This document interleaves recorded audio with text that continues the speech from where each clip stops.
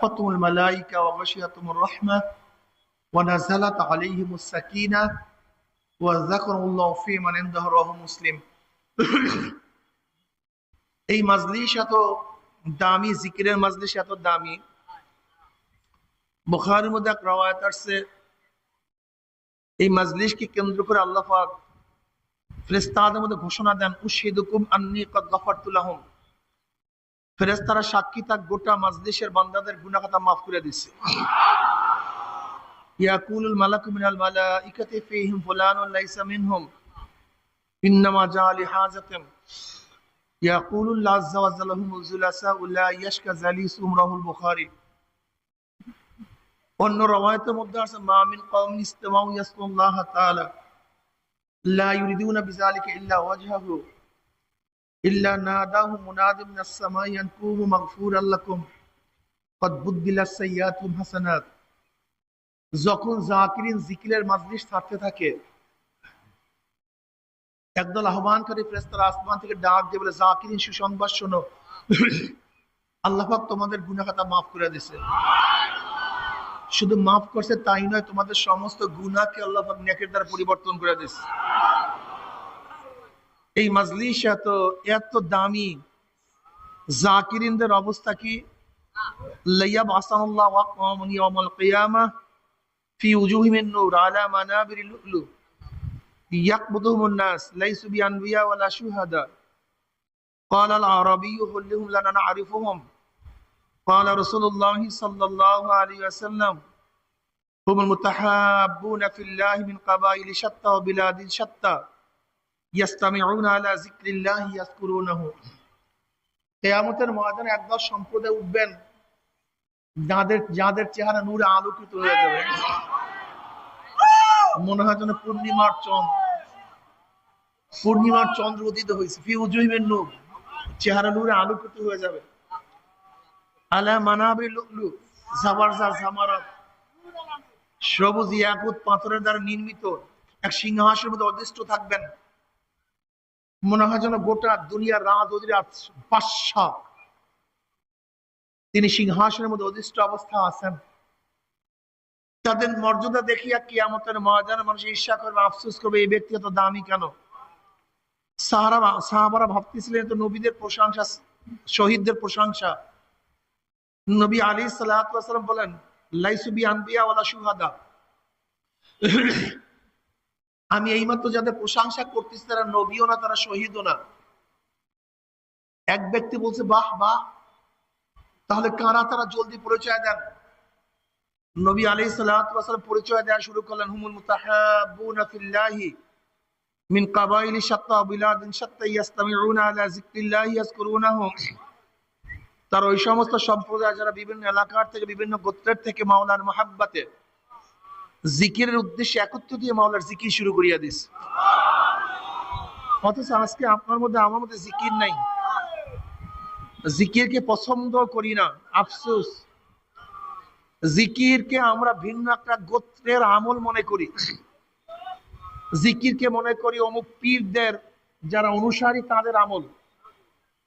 যারা পীর মুরিদি করবে না তাদের জন্য জিকিরের কোনো প্রয়োজন নাই। এরকম ভাগ ভাগ করে ফেলাইছে আমলকে। অথচ আল্লাহ পাক কালামে পাকের মধ্যে ফরমান, ফাজকুরুনি আযকুরুকুম, তোরা আমার জিকির কর, আমিও তোদের জিকির করব। বুখারীর মধ্যে এক রওয়ায়াত আছে, ওয়া নবী রাদিয়াল্লাহু তাআলা قال قال رسول الله صلى الله عليه وسلم قال الله عز وجل انا عند ظن عبدي بي وانا معه اذ ذكرني فان ذكرني في نفسي ذكرت في نفسي وان ذكرني في ملأ ذكرت في ملأ خير منهم وان تقرب الي شبرا تقربت اليه باعا وان تقرب الي شبرا تقرب الزراعه وان تقرب الزراعه تقربت اليه باعا وان اتاني يمشي اتيته هرولة। সিয়াসতটার সমস্ত হাদিসের কিতাবের মধ্যে হাদিস খানা আসছে। আল্লাহ পাক কি বলেন, বন্দা যখন তুই একা একা আমার জিকির করে, আমিও তখন তোর একা একা জিকির শুরু করিয়া দেই। বন্দা যখন তুই মাজলিস में একত্রিত আমার জিকির শুরু করো, আমিও তোদের সে উত্তম মাজলিস ফেরেশতাদের মাজলিসের মধ্যে তোদের জিকির শুরু করিয়া দেই। ওয়া ইন তাকাররাব ইলাইহি শিবরান তাকাররাব ইলাইহি যিরা। বান্দা তুই যদি আমার দিকে এক বিলাস অগ্রসর হও, আমার রহমত তোর দিকে এক হাত অগ্রসর হয়ে যায়। ওয়া ইন তাকাররাব ইলাইহি যিরান তাকাররাবতু ইলাইহি বা। বান্দা তুই যদি আমার দিকে এক হাত অগ্রসর হও, আমার রহমত তোর দিকে দুই হাত অগ্রসর হয়ে যায়। বান্দা যখন তুই আমার দিকে হাঁটিয়ে হাঁটিয়ে রওনা করো, আসা শুরু করো, আমার রহমত দৌড়ে গিয়ে তোর কোলে নিয়ে যায়।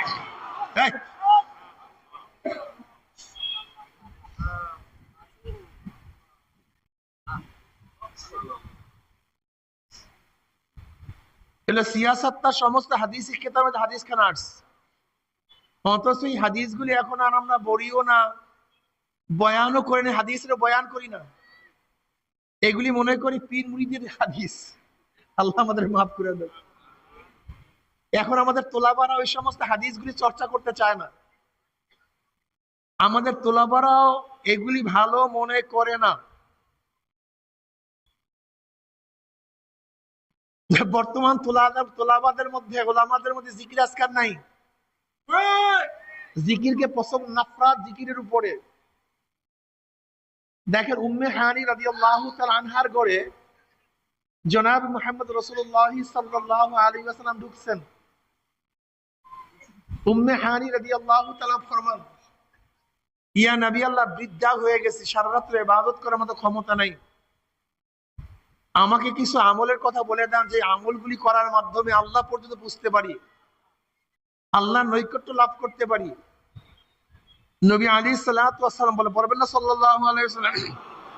শুনেন, যতবার নবী আলাইহিস সালাতু ওয়াস সালাম নাম শুনবেন ততবার পড়েন সাল্লাল্লাহু আলাইহি ওয়াসাল্লাম।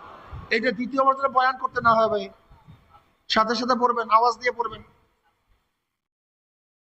উম্মে হানি রাদিয়াল্লাহু তাআলা আনহা ফরমান, ইয়া নবী আল্লাহ, আমাকে সহজ কিছু আমলের কথা বল। পড়েন না কিন্তু সাল্লাল্লাহু আলাইহি ওয়াসাল্লাম। ভাই এই তুমি পড়ো নাই কিন্তু, তোলাবা স্পষ্ট ভাবে বলবা। যে আমলগুলি করার মধ্যে দেখেন একেবারে উঠে দেবো, কিন্তু একেবারে উঠে দেবো। যে আমলগুলি করার মাধ্যমে আল্লাহর নৈকট্য লাভ করতে পারি। নবী আলাইহিস সালাতু ওয়াস সালাম বলেন, উম্মে হানি, তুমি 100 বার সুবহানাল্লাহ পড়ো। কতবার পড়েন সবাই? কতবার? লাভ কি? আপনাদের হাদিস বলে বলাইছেন আগে। লাভটা হলো, ফায়দা হলো, ইসমাইল আলাইহিস সালাতু ওয়াস সালাম বংশের 100 গোলাম আজাদ করলে যেই পরিমাণের সওয়াব, শুধু 100 বার সুবহানাল্লাহ পড়লে এই পরিমাণের সওয়াব হয়ে যাবে। একটা গোলামের দাম এখন কত কোটি আল্লাহই ভালো জানেন।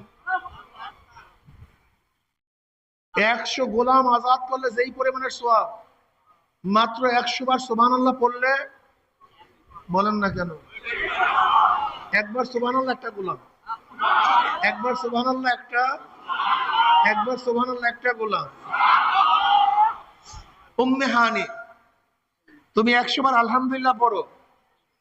জিহাদের ময়দানে আল্লাহর রাস্তায় 100 উট ঘোড়া দান করলে যেই পরিমাণের সওয়াব, 100 বার আলহামদুলিল্লাহ পড়লে ওই পরিমাণের সওয়াব হয়ে যাবে। একবার আলহামদুলিল্লাহ এক ঘোড়া, একবার আলহামদুলিল্লাহ। উম্মে হানি, তুমি 100 বার আল্লাহু আকবার পড়ো। আল্লাহর রাস্তায় 100 উট দান করলে যেই পরিমাণের সওয়াব, এই পরিমাণের সওয়াব হয়ে যাবে। উম্মে হানি, 100 বার লা ইলাহা ইল্লাল্লাহ পড়ো, আসমান জমিনের ফাঁকা জায়গা সব নেকে ভরে যাবে। জীবনভর বুখারীর শেষ হাদিসে তাকরীর করি, ওয়ান আবি হুরায়রা রাদিয়াল্লাহু তাআলা قال قال رسول الله صلى الله عليه وسلم كلمتان حبيبتان الى الرحمن خفيفتان على اللسان ثقيلتان في الميزان سبحان الله وبحمده سبحان الله العظيم। এই হাদিস কত পড়লাম, কত শুনলাম। ইমাম বুখারী রাহমাতুল্লাহ আলাইহি জিকিরের হাদিস দ্বারা তার কিতাব শেষ করছেন। অথচ যারা আমরা পড়ি, যারা পড়াই, যারা পড়ি, কেউ কিন্তু জিকির করি না, খালি তকরীর। হ্যাঁ, তকরীর তকরীর তো বহুত করি, কিন্তু সুবহানাল্লাহি ওয়া বিহামদিহি সুবহানাল্লাহিল আযীম, অর্থাৎ সুবহানাল্লাহ আলহামদুলিল্লাহ জবানের মধ্যে সবসময় জারি থাকা, এই আমল আমরা করি না। আজকে যদি হাত তুলতে বলি, আজকে 100 বার সুবহানাল্লাহ, 100 বার আলহামদুলিল্লাহ, 100 বার আল্লাহু আকবার, কে কে পড়ছেন যদি হাত তুলতে বলি, দেখবেন অধিকাংশ আমরা যারা আলেম আছি, তোলাবা আছি, হাত তুলতে পারবো না। হাত কারা তুলতে পারবে? যারা তরিকার সাথে সম্পৃক্ত। এর কারণটা কি? এই হাদিস তো, আমার দিকে তাকান ভাই, আপনি আমার দিকে তাকান, আপনি ওর দিকে তাকান, আপনি আমার দিকে, ওনার দিকে তাকান, যে যার দিকে তাকান সেদিকে তাকান। ঘটনা কি? ঘটনাটা কি? হাদিস তো জানেন, হাদিস তো জানেন, কিন্তু আমল করতে পারলেন না কেন? আমলও তো সহজ, আমল তো কঠিন না। কালিমাতানে হাবিবাতানে ইলার রহমান, দুইটা কালেমা, হাবিবাতানে মাহবুবাতানে। হাবিবাতানে অর্থাৎ হাবিবাতানের অর্থ কি? আল্লাহর কাছে প্রিয় হওয়ার অর্থ কি? ইন্না কাইলুহা মাহবুবুন লিল্লাহি তাআলা। হাবিবাতানের অর্থ হলো এই কালেমা দুইটা যারা পড়বে তারা আল্লাহর কাছে প্রিয় হয়ে যাবে। যারা বারবার উচ্চারণ করবে তারা কার কাছে প্রিয় হয়ে যাবে? হাবিবাতানে এই মাহবুবাতানে ইলার রহমান, এই কালেমা দুইটা যারা পড়বে তারা আল্লাহর কাছে প্রিয় হয়ে যাবে। আর আপনারা জানেন নওয়াফেল, নফল ইবাদতের মাধ্যমে বান্দা আল্লাহর নৈকট্য লাভ করতে পারে। وعن أبي هريرة رضي الله عنه قال قال رسول الله صلى الله عليه وسلم قال الله عز وجل من عاد لي وليا فقد آذنت بالحرب وما تقرب إلي عبدي بشيء أحب إلي مما افترضت عليه وما يزال عبدي يتقرب إلي بالنوافل وما يزال عبدي يتقرب إلي بالنوافل حتى أحبه فإذا أحببته كنت سمعه الذي يسمع به وبصره الذي يبصر به ويده التي يبطش بها ورجله التي يمشي بها وإن سألني لأعطينه ولئن استعاذني لأعيذنه। বুখারীর মধ্যে রওয়ায়াত আছে, হাদিসে কুরসি, আল্লাহ পাক হাদিসে কুরসির মধ্যে নিজেই ফরমান, মান আদালি ওয়ালিয়ান ফাকাদ আযানতু বিল হারব, যারা আমার ওলির সাথে দুশমনি করে, শত্রুতা করে, আমি তাদের বিরুদ্ধে যুদ্ধের ঘোষণা দিলাম। যারা কার বিরুদ্ধে? ওলির বিরুদ্ধে দুশমনি করে, ওলির সাথে দুশমনি করে। কার ওলি? আল্লাহর ওলিদের সাথে যারা শত্রুতা করে, দুশমনি করে, তাদের বিরুদ্ধে কে যুদ্ধ ঘোষণা করছেন? আল্লাহ খোদ যুদ্ধ ঘোষণা করছেন। এখন আল্লাহ পাক বলেন যে বান্দার উপর আমি যা ফরজ করছি, খুব ভালো মতো শুনবেন কিন্তু, ওয়ামা তাকাররাবা ইলাইয়া আবদি বিশাইইন আহাব্বা ইলাইয়া মিম্মা ইফতারাস্তু আলাইহি, আমি বান্দার উপরে যাহা কিছু ফরজ করছি সেই ফরজ আমলের মাধ্যমেই বান্দা আমার নৈকট্য লাভ করতে পারে না। শুধু ফরজ আদায়ের মাধ্যমেই বান্দা আমার নৈকট্য লাভ করতে পারে না। ওয়ামা ইয়াজালু আবদি ইয়াতাকাররাবু ইলাইয়া বিন নওয়াফিল, বরং ফরজ আদায়ের পরে বান্দা যখন নফল ইবাদত করা শুরু করে তখন বান্দা আমার নৈকট্য লাভ করতে থাকে। বান্দা যখন আমার নৈকট্য লাভ করতে থাকে, হাত্তা উহিব্বাহু, যখন বান্দা বেশি বেশি নফল ইবাদত করে আমার নিকটে চলে আসে, আমি তখন বান্দাকে মহব্বত করা শুরু করি। হাত্তা উহিব্বাহু, আমি মহব্বত করা শুরু করি। আল্লাহ বলেন আমি তাকে মহব্বত করা, ভালোবাসা শুরু করি। হাত্তা উহিব্বাহু ফাইদা আহবাবতু কুনতু সামাউল্লাযী ইয়াসমাউ বিহি, আমি যখন বান্দাকে মহব্বত করা শুরু করি তখন বান্দার কান আমার কান হয়ে যায়, যা দিয়া বান্দা শোনে। ওয়া বাসারুল্লাযী ইউবসিরু বিহি, বন্দার চক্ষু আমার চক্ষু হয়ে যায় যা দিয়ে বন্দা দেখে। ওয়াইয়াদাহুল্লাতি ইয়াবতাশি বিহা, বন্দার হাত আমার হাত হয়ে যায় যা দিয়ে বন্দা ধরে। ওয়া রিজলাহুল্লাতি ইয়ামশি বিহা, বন্দার পাও দুইখানা আমার কুদরতি পায়ে পরিণত হয়ে যায় যা দিয়ে বন্দা চলে। ওয়া ইনসা আলানি লা উতিয়ান্নাহু, বন্দা যখন আমার কাছে যা চায় আমি তখন তা দিয়া দেই। ওয়ালা ইন ইস্তাআযানি লা উইযান্নাহু, বন্দা যখন আমার কাছে আশ্রয় চায় আমি তখন বন্দাকে আশ্রয় দিয়ে দিই। বুঝাতে পারছি? নফল ইবাদত ব্যতীত আল্লাহ নৈকট্য লাভ করা যায়। দেখবেন একদল বের হয়েছে সমাজের মধ্যে যারা নফলের খুবই নাফরাত, নফল পড়তেই চায় না, অতিরিক্ত, এমনকি সুন্নাতে মুআক্কাদাও করতে চায় না, ফরজ নামাজ পড়িয়েই দৌড়ায়। আল্লাহ পাক আগেই শুনাইয়া দিয়েছে, হাদিসে কুরসির মধ্যে, বুখারীর মধ্যে রওয়ায়াত আছে, বান্দা শুধু ফরজ আদায়ের মাধ্যমে আমার নৈকট্য লাভ করতে পারে না। দেখেন, নফল ব্যতীত, অতিরিক্ত ব্যতীত জিনিসের দাম হয় না। অতিরিক্ত কাজ করা ব্যতীত জিনিসের দাম বাড়ে না। অতিরিক্ত কিছু না করলে মোহাব্বত আসে না। কথাটা বুঝাতে পারিনি? মার্সিডিজ গাড়ি, ল্যামোজিন গাড়ি, বিএমডব্লিউ, দামি দামি গাড়ি আপনি শোরুমের মধ্যে রাখছেন, কিন্তু গাড়ির রং নাই। গাড়ি কি নাই? কি বেশি দাম দিয়ে কিনবে না মানুষে?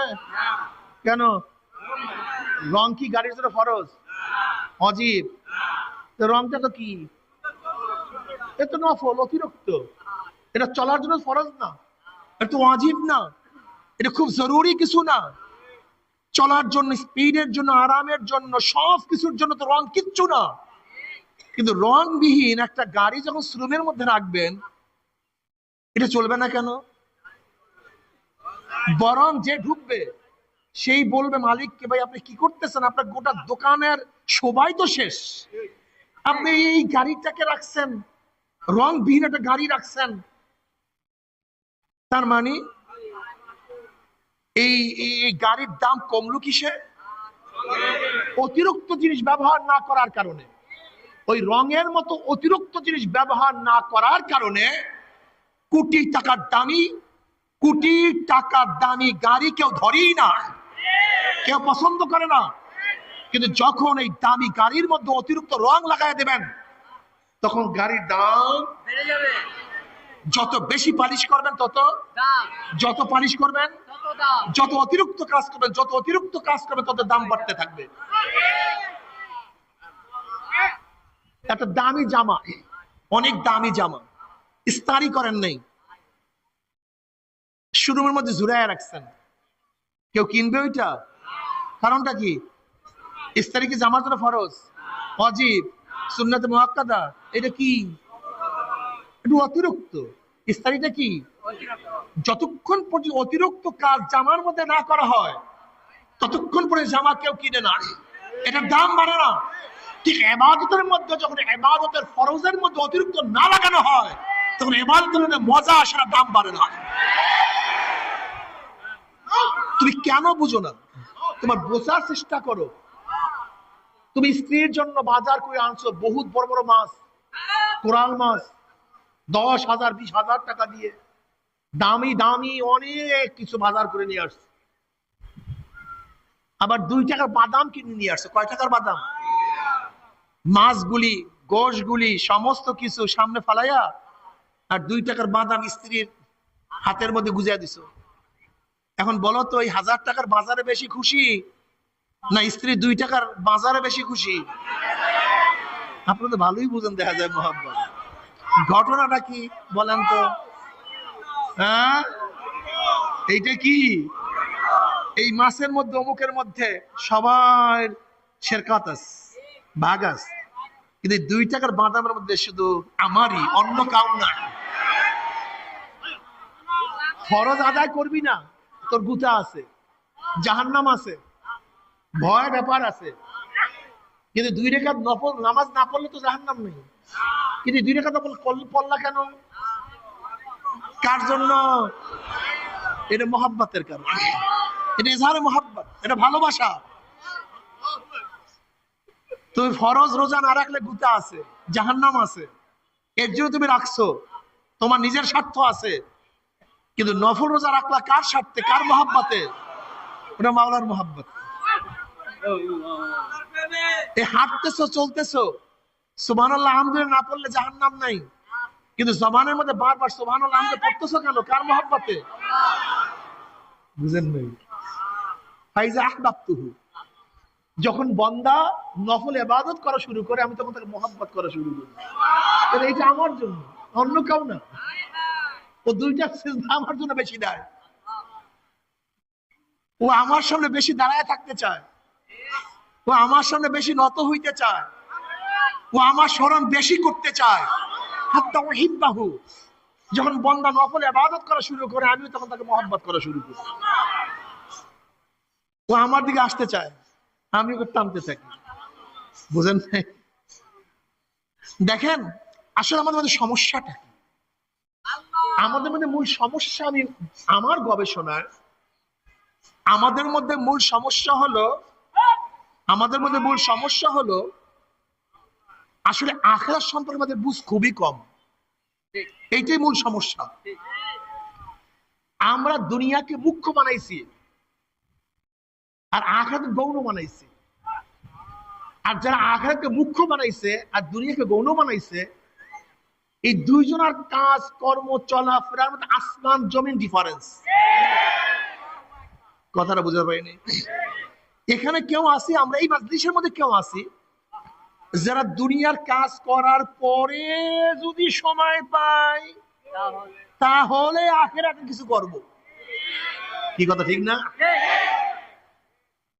আর একদল লোক এখানে আছে আখিরাতের কাজ করার পরে যদি সময় পাই তাহলে দুনিয়ার কাজ করব। এই চিন্তা ভাবনার মধ্যে পার্থক্য, আর কিচ্ছু না। কেউ আমরা মনে করি যে দুনিয়াই সব, দুনিয়া কা মজা লে লো, দুনিয়া তোমারি হ্যায়, দুনিয়ার আনন্দ ফুর্তি যা কিছু সব কিছুর মজা স্বাদ গ্রহণ করো, এই দুনিয়াই তোমার। নগদ যা পাও হাত পেতে নাও, বাকির খাতায় শূন্য থাক। লাভকে শুনে দূরের বাধ্য, মাঝখানে যে বেজায় ফাঁক। উমার খাইয়াম বলতে চায়, নগদ যা পাও হাত পেতে নাও, বাকির খাতায় শূন্য থাক।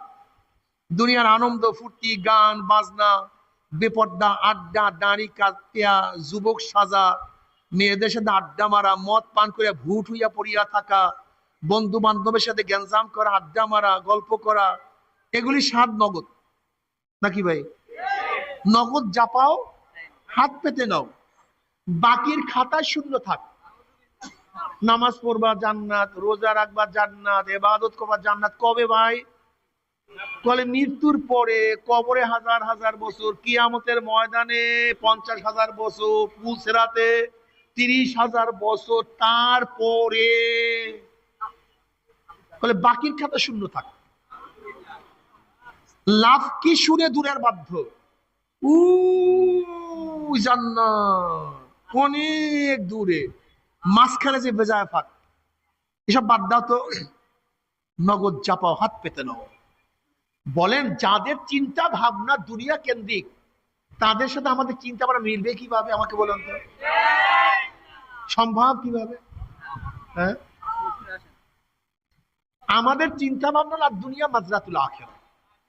দুনিয়াতে আসছে আখিরাত কামাইয়ের জন্য, থাকার জন্য না। ওয়া আম্মা মান খাফা মাকামা রাব্বি ওয়া নাহান নাফসা আনিল হাওয়া ফাইনাল জান্নাতা হিয়াল মাওয়া।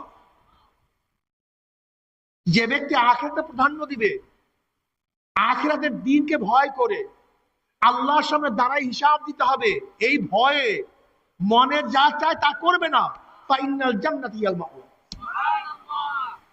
আল্লাহ তাকে জান্নাত দান করবে। কথা ঠিক না? দেখেন জান্নাত যদি এত সহজই হইতো তাহলে এত নবীগণ আসার দরকারটা কি ছিল?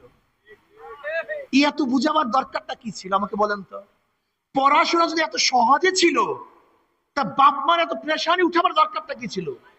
উস্তাদের এত প্রেশানি উঠাবার দরকারটা কি ছিল?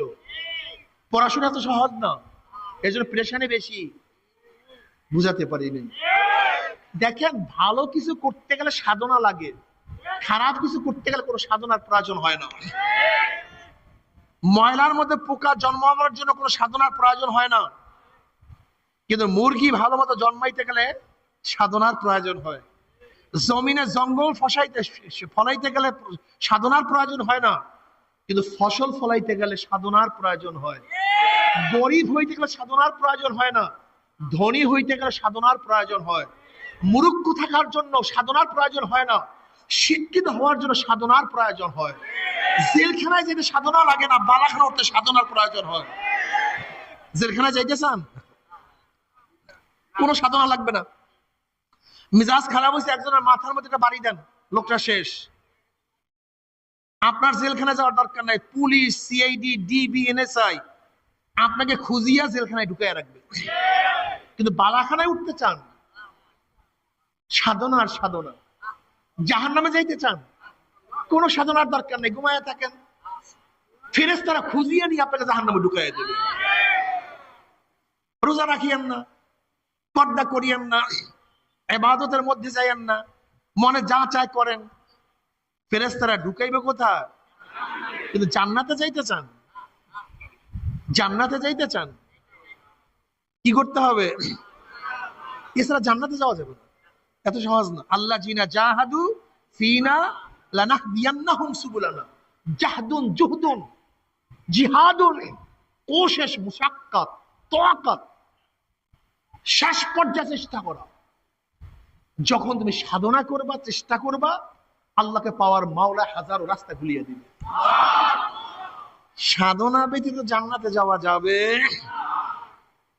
জাহান্নামে যাও, কোনো সাধনার প্রয়োজন নেই। জান্নাতে যাও, সাধনা ছাড়া জান্নাতে যাওয়া যাবে। হাদিসের মধ্যে আসছে, আল্লাহ পাক রব্বুল আলামিন জান্নাত বানাবার পরে জিবরাইলকে বললেন, যাও জিবরাইল, আমি যে জান্নাত বানাইছি একটু ঘুরিয়া দেখিয়ে আসো তো। জিবরিল আলাইহিস সালাতু ওয়াস সালাম এক এক পাকনার বাড়িতে 500 বছরের সফর করতে পারেন। এরকম পাকনা দিয়ে বাইরেতে 500 বছর পর্যন্ত সফর করিয়াও জান্নাত দেখিয়া শেষ করতে পারে নাই। আল্লাহর কাছে রিপোর্ট পেশ করছে, আল্লাহ এত সুন্দর জান্নাত, এত সাজানো, এত গুছানো, এত আকর্ষণীয়, তোমার বান্দারা যদি জান্নাতের খবর কানে পায়, একটু জানতে পারে, জীবন দিয়া হলো সবাই জান্নাতে চলে আসবে। এত সুন্দর জান্নাত। এবার আল্লাহ পাক বললেন, যাও তো একটু জাহান্নাম ঘুরিয়া দেখিয়ে আসো তো। এই যে 500 বছর পর্যন্ত ঘুরতে ঘুরতে জাহান্নাম দেখিয়া শেষ করতে পারে নাই। আসিয়া রিপোর্ট পেশ করে, আল্লাহ তুমি এটা বানাইছো কেন? এখানে কি আসবে? এত কঠিন, এত ভয়ানক, এত আযাব, এখানে কি আসবে? এখানে তো কেউ আসবে না, এটা বানাইছো কেন? খালি পড়িয়া থাকবে। তোমার বান্দারা যদি জাহান্নামের কথা একটু শুনতে পারে, জীবন গেলেও তো কেউ জাহান্নামে আসবে না, এটা বানাইছো কেন? এবার আল্লাহ পাক বলে, যাও জিবরাইল, আমার জান্নাত এবং জাহান্নাম উভয়খানে ঘুরিয়া দেখিয়ে আস। এবার জিবরাইল আলাইহিস সালাতু ওয়াস সালাম জান্নাতের কাছে যাওয়ার পরে দেখে গোটা জান্নাতের চারপাশে কাঁটার বেড়া। আর জান্নাতের চারপাশে এত সুন্দর ফুলের বাগান, যে ফুলের বাগানে একবার কেউ ঢুকলে সেখান থেকে আর কেউ বের হতে পারবে না সহজে।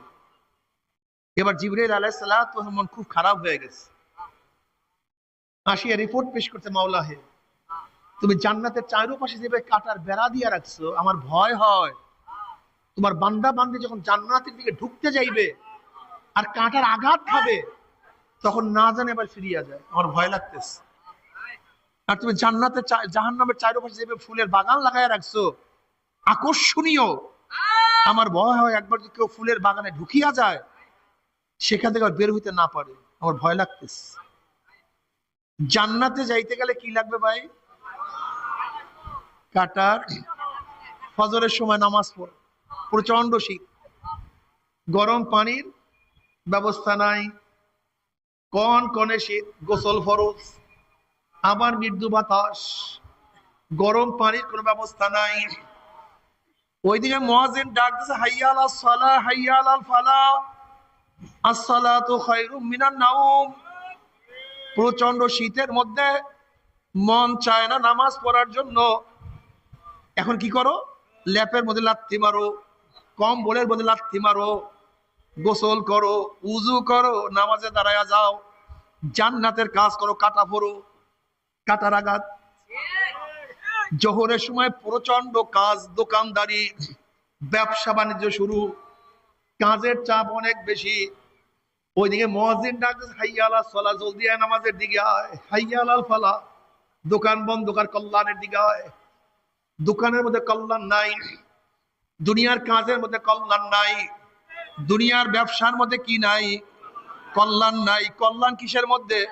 নামাজের মধ্যে। হাইয়া আলাল ফালাহ, আয় কল্যাণের দিকে। তুই যেইটাকে কল্যাণ মনে করো ওইটা কল্যাণ না।